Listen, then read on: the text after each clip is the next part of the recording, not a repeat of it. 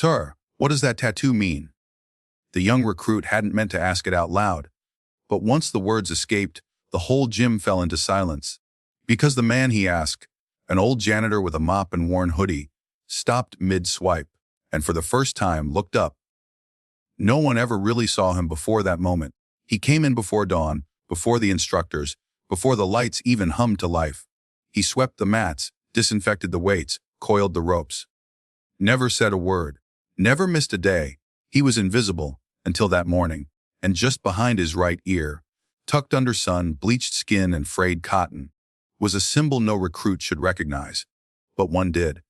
A trident piercing a skull, the mark of a man who had walked into places the government still denies existed.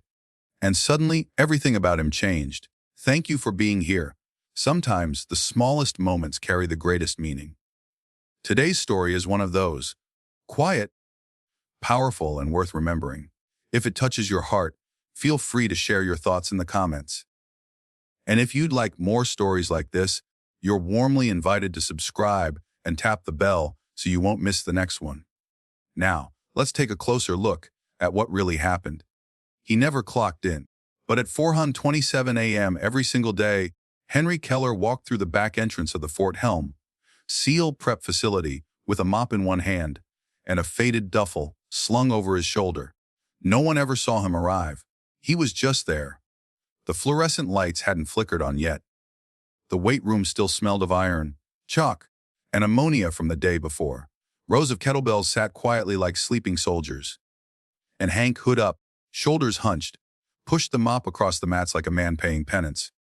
He wore the same outfit every morning, gray coveralls.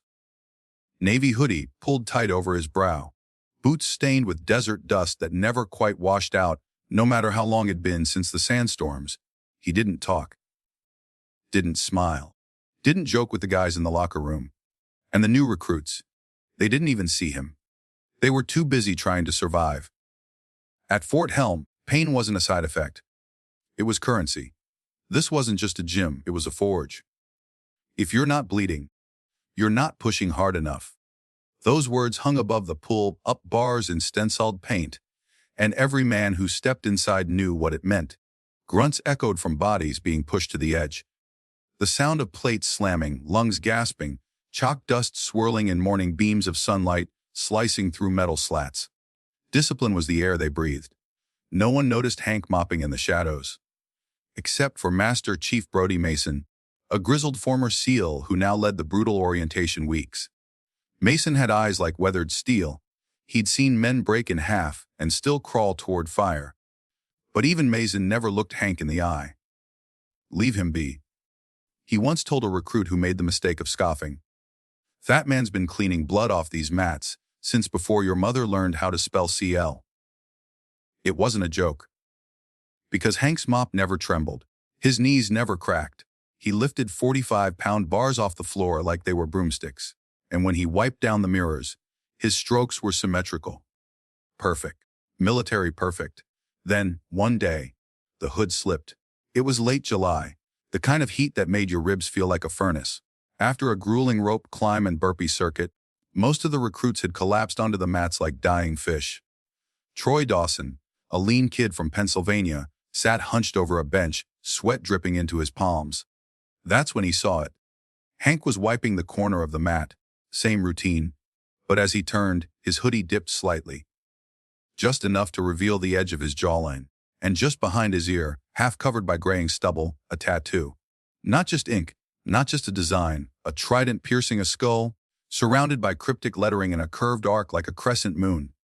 It looked faded, sun-bleached, scarred into the skin rather than printed. Dawson blinked. He knew that symbol. It wasn't a team logo. It wasn't biker art. It was from the Tier 1 world.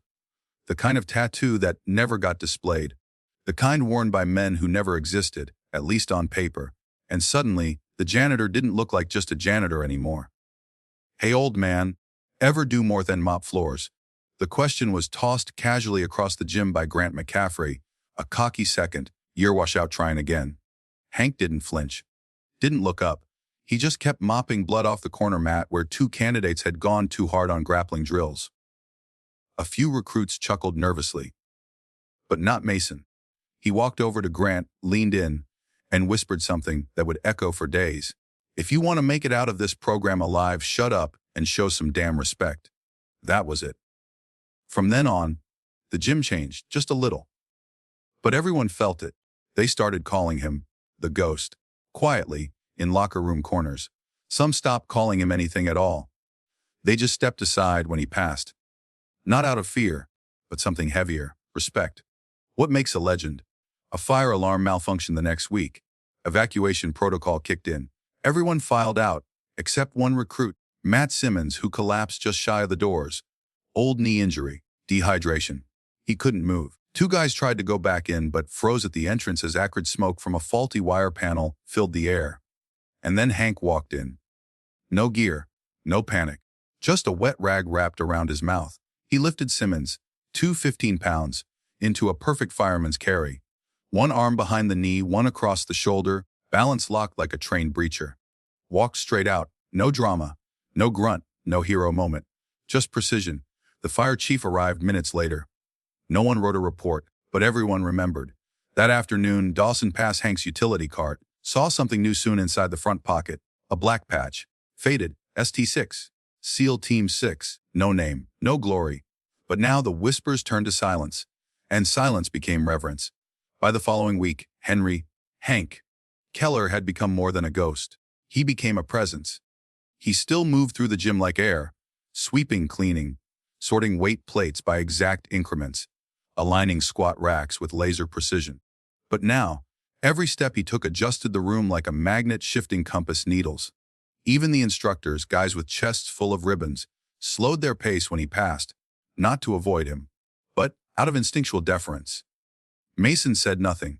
He watched, waited, because Mason knew something the others didn't know. Man moves like that by accident. The question no one dared ask, until one afternoon. It was dusk. The gym mostly cleared. Only the thrum of ventilation and the soft screech of mop wheels echoed. Mason stood at the doorway to the supply closet. The door was cracked. Inside, Hank was perched on an overturned 5-gallon bucket, sipping from a dented steel thermos that looked older than some recruits. Mason stepped in. Didn't sit, didn't ask permission. He just stood there, arms crossed, boots steady on the concrete floor. "I was in Kandahar," he said, voice low. "U7 to U8, Delta perimeter, hot zone. One op, we lost 2 guys. There was a story, a black site outside Helmand. Rescue mission. 0 intel, no air support. Just 2 men went in. Only one came out." Hank didn't look up. They said the one who made it back carried the other half a mile under fire. Stitched his own leg with a combat knife. Never gave a name.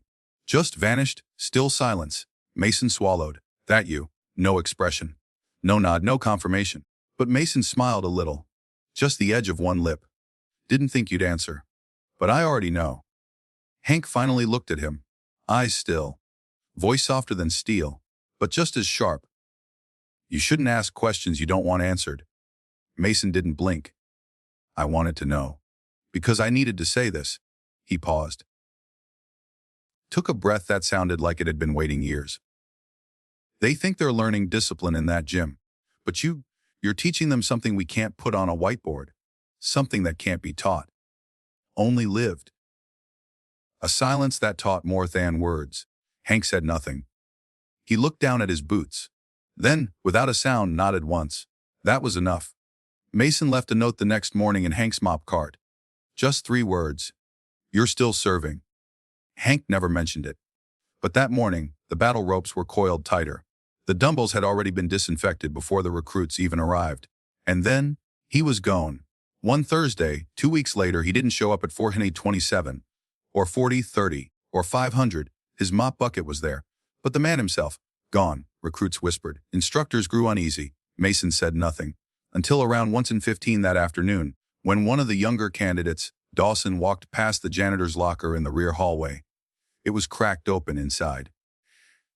A folded American flag, edges threadbare but clean, or a pair of desert boots, laces tied perfectly, a small black Navy challenge coin placed neatly on top, and a name tag, 1 word, no rank. No first name, just 5 letters, Keller. "Why are you here?" That evening, Dawson gathered his courage. He found Hank behind the back gym doors, coiling a battle rope. "Sir," he began quietly, "if you were really one of them, why are you here?" Hank didn't look up, didn't stop, coiling. "Because this is where they need me." Dawson blinked. "Why not tell anyone?"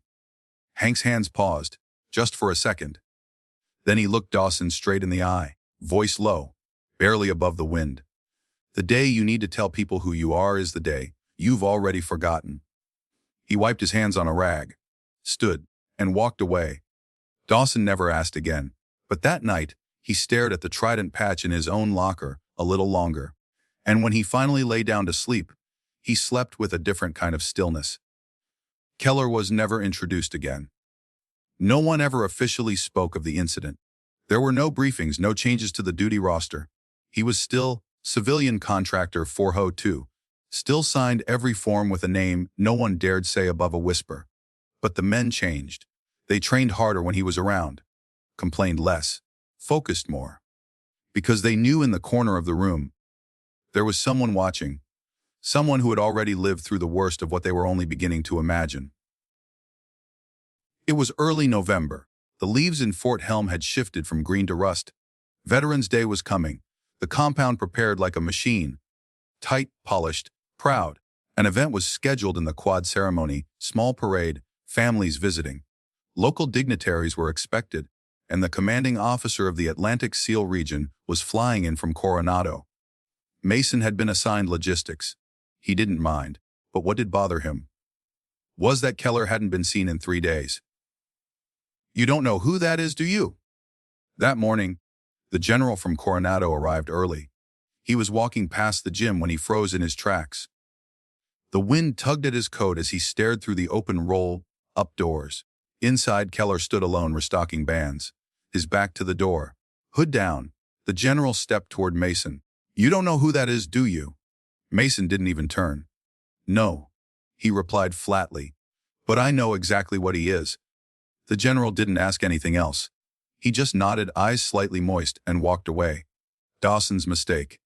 Later that day, Dawson found Hank near the equipment shed, alone adjusting a pulley cable. Something about the quiet between them felt heavier. "Sir?"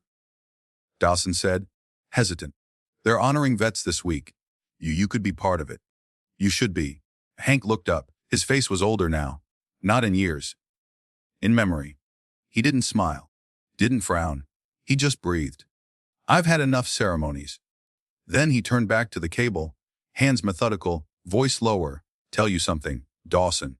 The men who needed to see me honored are buried in places you'll never visit. And the ones who remember me don't say my name, because they know saying it means I lived, and they didn't." Dawson stood still. The weight of it took the breath from his chest. He didn't respond, just nodded, and stepped away. Emergency at the quad. The ceremony began at 0900 the next morning. Flags lined the lawn. The choir began tuning. The stage was prepped. Mason noticed the sky shift. A storm was moving in early, heavy gray clouds gathering faster than predicted. He radioed the team. "Watch the southern tent line. Winds pushing hard." But it was too late. The western speaker platform, still unsecured, collapsed under a gust. A metal beam cracked, screams. One recruit, a young girl named Carla Monroe, was pinned beneath an aluminum strut that had twisted like foil. The med team was still a minute out. And then, out of nowhere, Keller ran past the crowd. No gear, no helmet, no gloves. He dropped to one knee, braced his back, lifted the beam with a grip that shouldn't have been possible at his age. Others swarmed in, pulling Carla out. Hank exhaled hard, then collapsed sideways into the mud. Not out of weakness, out of memory. "He's one of ours, isn't he?"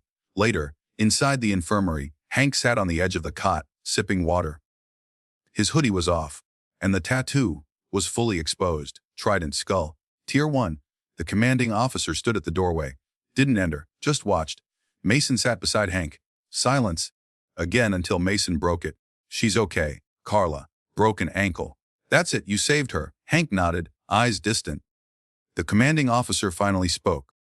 "He's one of ours, isn't he?" Mason answered without looking. "He's all of us." Just further down the path, the locker room shift. That night, the recruits held their own vigil. No orders, no briefing. Just one by one, they walked into the locker room, where Keller's cart usually sat. Someone had placed a small folded note on top of it. Real strength makes no noise. They didn't know who wrote it, didn't care. Dawson stood by the door and said, "If you ever see him watching, don't try to impress him. Just don't screw up." The youngest recruits nodded. Not because they understood yet, but because they knew someday they would. The final act. 2 days later, a general inspection arrived. New commander. Young. Brash. He watched Hank mopping the main gym hallway. Scoffed. Thought this place only kept warriors. Mason, standing nearby, bristled. But before he could respond, Hank stood upright, turned slowly, walked forward and extended a coin from his pocket. The commander squinted. His face paled. It was a presidential unit citation coin, custom forged. There were only 5 of them in circulation. He took a step back. Hank didn't speak, just nodded, then turned away. And for the rest of that inspection, no one questioned anything in that gym again. The locker remained untouched for weeks. Inside, a folded American flag, a pair of desert boots, a patch with 5 faded letters, Keller, no rank, no history, just memory. Recruits came and went, mats were replaced, instructors rotated. But every morning at 40:27 a.m., the silence still arrived. Even when Hank Keller didn't. They never held a formal goodbye. No announcements, no commendations. But something changed, recalibrated. People moved differently now. Dawson stopped swearing at the cold showers. Grant McCaffrey, cocky no more, began arriving 30 minutes early, folding towels with military corners. Carla Monroe, recovering from her injury, requested to be reassigned to assist in facility maintenance. "I want to clean the mats," she said. Same way he did. No one argued. Even the instructors shifted. Mason, who had seen too much and said too little, started leaving short handwritten quotes on the whiteboard by the pull-up bars. Not orders, just reminders. One morning it read, "Strength isn't volume, it's presence." Another day, "Legends don't speak, they leave echoes." A Hayes, or Keller. Weeks passed. A visiting naval historian combed through veteran rosters. No, Henry Keller, on record. No background files, no ID matches. But Mason just smiled when asked. The best men leave no paper trail. Just boot prints. And somewhere behind closed doors, those in the know quietly let it be. Because some stories aren't for files. They're for the floorboards. For the silence. The rookie's note. On his final day before deployment, Dawson slipped a folded paper into the old locker where Keller's things remained. No one saw him do it.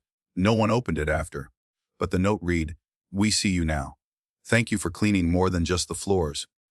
You cleaned our excuses. You scrubbed our doubts. And you showed us that ghosts don't haunt places, they guard them."